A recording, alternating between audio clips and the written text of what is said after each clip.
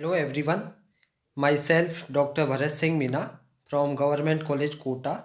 आज हम S block elements के अंतर्गत जो टॉपिक डिस्कस करेंगे उसमें हमारा फर्स्ट टॉपिक रहेगा electronegativity and standard reactions, potentials, then density melting points and boiling points और इनकी occurrence and abundance, then flame test और आफ्टर दिस केमिकल रिएक्शंस, जो कि हमने प्रीवियस लेक्चर में जिन तुलनात्मक स्टडी के पॉइंट्स को डिस्कस किया था उसी के रिमेनिंग पॉइंट्स हैं। तो आइए सबसे पहले हम आज का जो पहला पॉइंट है electronegativity and standard reduction potential, जिसे हम विद्युत ऋणात्मकता व मानक अपचयन विभव के नाम से भी जानते हैं। जैसा कि हम जानते हैं कि जो क्षार धातुएं होती हैं उनकी जो नेचर होती है वो इलेक्ट्रॉन डोनेट करने की रहती है, त्यागने की रहती है, ग्रहण करने की नहीं होती। इससे क्या होता है कि ये प्रबल धन विद्युतीय तत्व होते हैं और इनकी जो इलेक्ट्रोनेगेटिविटी है उसके मान अत्यंत कम होते हैं। और इस इलेक्ट्रोनेगेटिविटी के जो मान हैं आप अगर ग्रुप में देखेंगे तो ऊपर से नीचे की ओर जाने पर घटते जाते हैं। आप यहाँ देख सकते हैं ये एलिमेंट है फर्स्ट ग्रुप के क्षार धातुओं के, जो लिथियम सबसे ऊपर होता है, उसके बाद सोडियम, फिर पोटेशियम, रुबिडियम और सीजियम। यहाँ देखेंगे इनकी इलेक्ट्रोनेगेटिविटी तो देखिए ऊपर से नीचे, ऊपर लिथियम था इसकी 0.98 इलेक्ट्रोनेगेटिविटी है और जैसे जैसे हम ग्रुप में नीचे की ओर जा रहे हैं इसकी इन सभी एलिमेंट्स की इसी ऑर्डर में इलेक्ट्रोनेगेटिविटी कम होती जा रही है। अब इसके साथ ही देखिए कि इलेक्ट्रॉन त्यागने की प्रबल प्रवृत्ति के कारण इनके जो मानक अपचयन विभव के मान कैसे होंगे, उच्च ऋणात्मक होते हैं। और आप अगर रिएक्शंस के माध्यम से देखें तो ये आपके ये रिएक्शन एम प्लस प्लस एक इलेक्ट्रॉन ग्रहण करते ही ये एम में कन्वर्ट हो गया और क्षार धातुओं के मानक अपचयन विभव के जो वैल्यूज है अगर वोल्ट में देखेंगे तो इस प्रकार से आपको दिखाई देंगे। लिथियम से लेके सीजियम तक -3.03 ये लिथियम का है और इसी क्रम में ये आगे बढ़ता जा रहा है। इलेक्ट्रॉन त्यागने की प्रवृत्ति के कारण क्षारीय मृदा धातुओं के भी विद्युत ऋणात्मकता के मान कैसे होंगे, अत्यंत कम होते हैं। लेकिन ये मान क्षार धातुओं से उच्च होते हैं। क्षारीय मृदा धातुओं की विद्युत ऋणात्मकता को अगर आप देखेंगे तो क्षारीय मृदा धातुओं का पहला एलिमेंट है बेरिलियम, उसके बाद ग्रुप में नीचे जाएंगे तो मैग्नीशियम, कैल्शियम और लास्ट में रेडियम आता है। तो आप देखें 1.57 बेरिलियम की विद्युत ऋणात्मकता है, फिर मैग्नीशियम की और कम हो रही है और कैल्शियम की और कम हो रही है। तो ये क्षार और क्षारीय मृदा धातुओं की विद्युत ऋणात्मकता है। अब इन तत्वों के जो आयनन विभव के मान हैं वो भी अत्यंत कम है और विद्युत ऋणात्मकता के मान भी कम है। इससे क्या तात्पर्य निकलता है कि ये इलेक्ट्रॉन आसानी से त्याग सकते हैं, ग्रहण नहीं करते और समस्त तत्व तीव्र अपचायक की भांति व्यवहार करते हैं और इनके मानक अपचयन विभव के मान उच्च ऋणात्मक होते हैं। क्षारीय मृदा धातुओं के मानक अपचयन विभव के मान आप बोल्ट में देखेंगे तो इस प्रकार से बेरिलियम से लेके और ये मैग्नीशियम, कैल्शियम, स्ट्रोंशियम, बेरियम तक आप देखेंगे तो इस प्रकार से ये आपको इनके मानक अपचयन विभव के मान दिखाई दे जाएंगे। अब आप बात करेंगे जो नेक्स्ट उसका कंपेरेटिव स्टडी का पॉइंट है वो है density melting points and boiling points, जिन्हें हम घनत्व, गलनांक व क्वथनांक के नाम से भी जानते हैं। अगर आप किसी भी आवर्त में देखेंगे तो उस आवर्त में क्षार धातुओं का आकार सबसे अधिक होगा और इस बड़े आकार के कारण इनके जो ठोस क्रिस्टल होंगे उनमें परमाणुओं की निबिड़ संकुलन या क्लोज पैकिंग नहीं हो पाता है। किसके कारण? बड़े आकार के कारण। और इसी कारण समस्त क्षार धातुओं में जो संरचना पाई जाती है वो पाई जाती है आपकी काय केंद्रित घनीय, या जैसे हम कह सकते हैं बॉडी सेंटर्ड क्यूबिक, या कह सकते हैं BCC स्ट्रक्चर पाई जाती है, जिसमें प्रत्येक परमाणु अन्य 8 परमाणुओं द्वारा घिरा रहता है बीसीसी स्ट्रक्चर में। और इस क्रिस्टल संरचना की जो अ, संकुलन कैपेसिटी है वो होती है 68%। अब देखें, आज क्षार धातुओं के घनत्व के मान कम होते हैं, जो ऊपर से नीचे की ओर जाने पर बढ़ते जाते हैं। इनके अणुओं के मध्य दुर्बल आकर्षण होने के कारण ये धातुएं कैसी होती हैं? मुलायम, कम गलनांक व क्वथनांक वाले होते हैं और ऊपर से नीचे की ओर जाने पर घटते जाते हैं। इन धातुओं के अगर घनत्व, गलनांक और क्वथनांकों के मान को अगर टेबल में देखेंगे तो इस प्रकार से आपको दिखाई दे जाएंगे।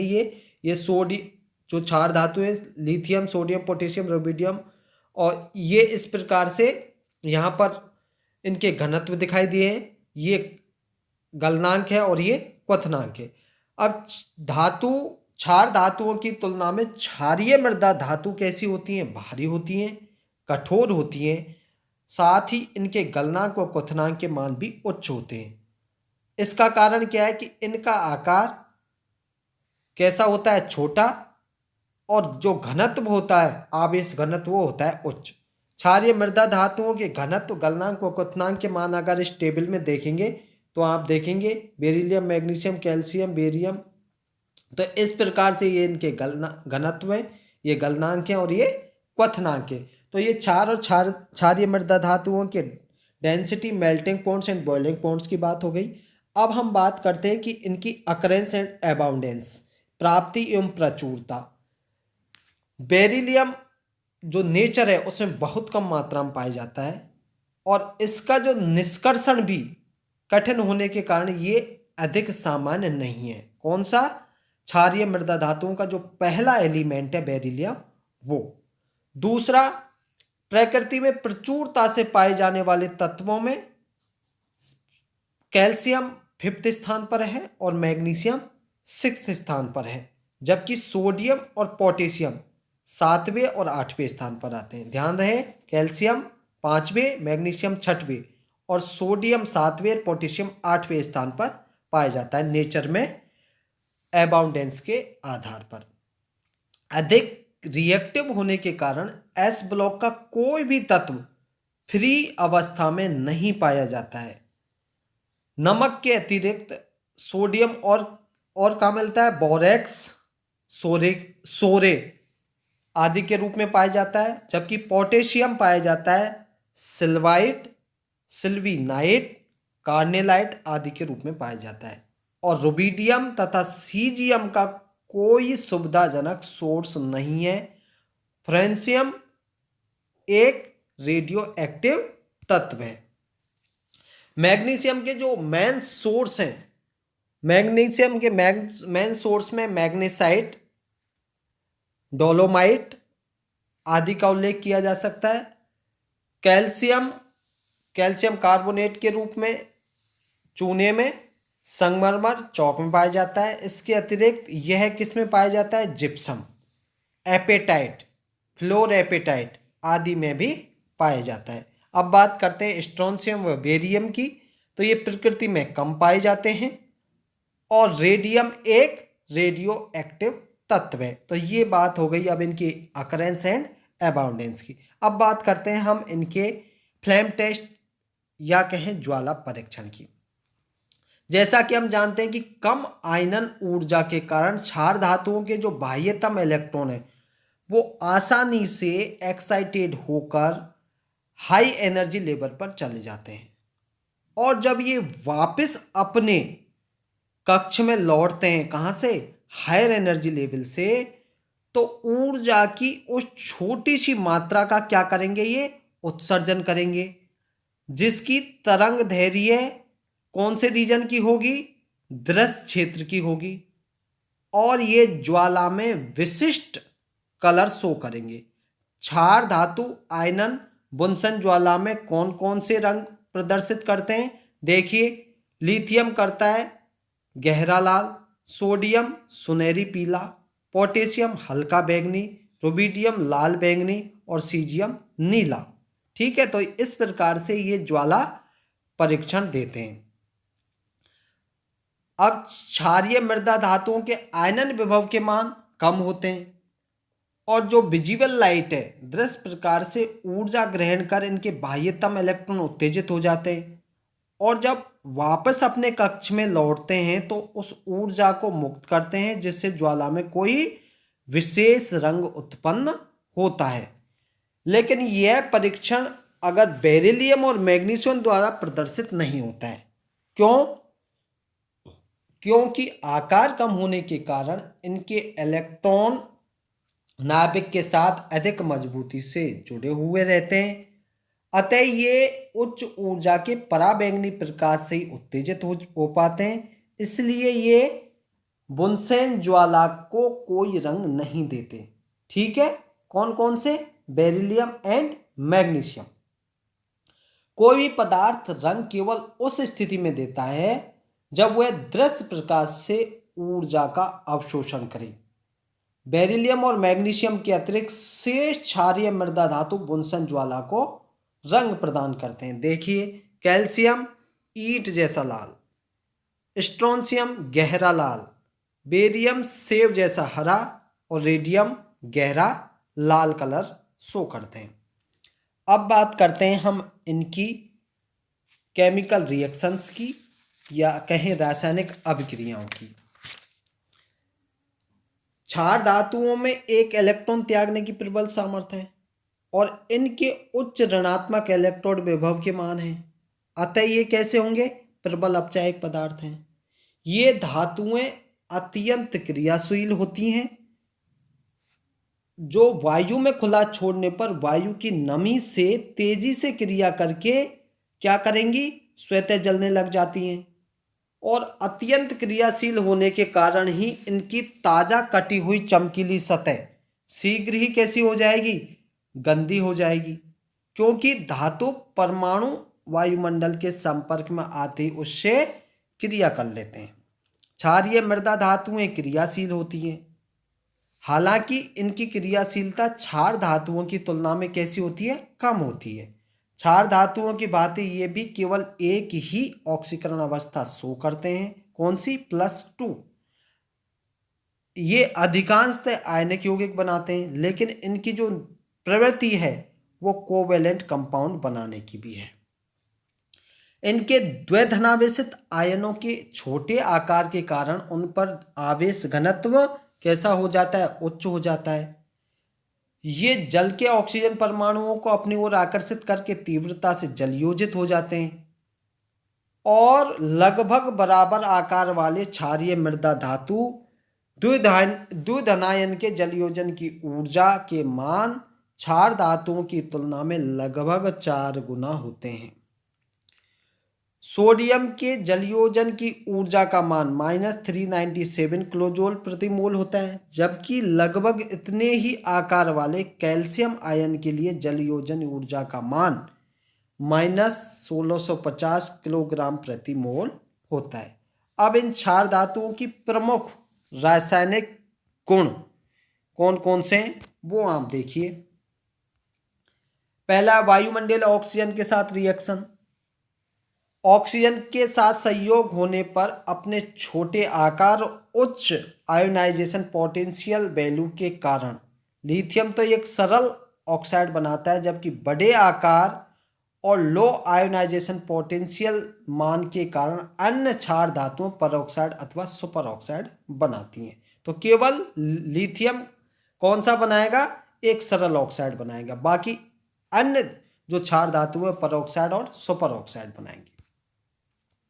जल के साथ क्रिया। क्षार धातुओं के आयनन विभव अत्यंत कम होने के कारण ये जल व समस्त हाइड्रोजन सक्रिय यौगिकों के साथ अपक्रिया करके हाइड्रोजन गैस मुक्त करते हैं। देखिए, ये सोडियम है, ये H2O के साथ क्रिया करके H2 मुक्त कर रहा है। क्षारीय मृदा धातुओं के आयनन विभव के मान चूंकि ऊपर से नीचे जाने पर घटते हैं, पहले भी हमने पढ़ा है, इसलिए इनकी क्रियाशीलता ऊपर से नीचे जाने पर बढ़ती जाती है। बेरिलियम जल के साथ अभिक्रिया ही नहीं करता, मैग्नीशियम उबलते हुए जल के साथ अभिक्रिया करता है, ध्यान रखें। जबकि शेष धातु, बेरिलियम तो जल के साथ रिएक्शन नहीं करता, मैग्नीशियम हॉट वाटर के साथ रिएक्शन करेगा, जबकि रिमेनिंग जो मेटल्स हैं वो कोल्ड वाटर के साथ अपक्रिया करके क्या फ्री करती है, हाइड्रोजन मुक्त करती हैं। Reaction with non metallic elements, ये अधात्विक तत्वों के साथ अपक्रिया करके क्या बनाते हैं, आयनिक यौगिक बनाते हैं। देखिए एम और X2 Mx के रूप में बनेगा। यहाँ पर ये सोडियम और मरकरी से संयोग करके सोडियम एमेलगम बनता है NaHg। क्षार धातुओं क्षारीय मृदा धातुओं की तुलना देख लीजिए इनके भौतिक गुणों की। ये भौतिक गुणों में क्षार धातुएं कैसी होती हैं, चमकदार, हल्की व नरम ठोस, जबकि क्षारीय मृदा धातुएं भी चमकदार होती हैं, हल्की होती हैं, लेकिन कुछ कठोर होती हैं। क्रियाशीलता, क्षार धातुओं की जल को विघटित करने वाली अत्यंत सक्रिय हैं, और क्षारीय मृदा धातुएं बेरिलियम के अतिरिक्त सब जल को विघटित करने वाली सक्रिय हैं। ऑक्साइड के रूप में इनका देखें क्षार धातु का, क्षारीय और जल में विलयशील, जबकि क्षारीय मृदा धातुएं क्षारीय और जल में विलयशील। मैग्नीशियम यहाँ पर अपवाद है।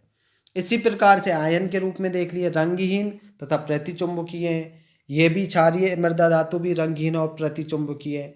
गुणों में आवर्तिता दोनों ही दर्शाती हैं। विकर्ण संबंध लिथियम का मैग्नीशियम के साथ है और बेरिलियम का एल्यूमिनियम के साथ है। ज्वाला परीक्षण क्षार धातु भी देते हैं और क्षारीय मृदा धातुएं भी देते हैं, लेकिन क्षारीय मृदा धातु में बेरिलियम और मैग्नीशियम के अतिरिक्त बाकी सब क्षारीय मृदा धातुएं देते हैं। तो ये तो क्षार और क्षारीय मृदा धातुओं की समानता की बात हुई। अब बात करते हैं हम डिससिमिलरिटीज या असमानताओं की।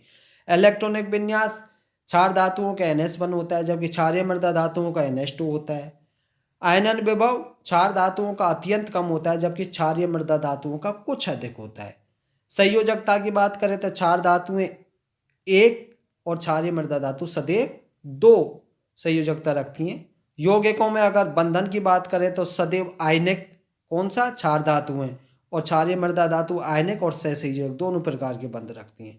कार्बोनेट की बात करें तो क्षारीय तथा स्थायी कौन सी, क्षार धातुएं, जबकि क्षारीय मृदा धातु गर्म होकर विघटित होते हैं। सल्फेट, ऑक्जेलेट और फॉस्फेट की बात करें तो क्षार धातु सभी यौगिक जल में विलयशील हैं, जबकि क्षारीय मृदा धातुओं की बात करें तो अधिकांश यौगिक जल में अविलयशील है। तो ये क्षार और क्षारीय मृदा धातुओं की समानता और असमानता की भी बात हो गई।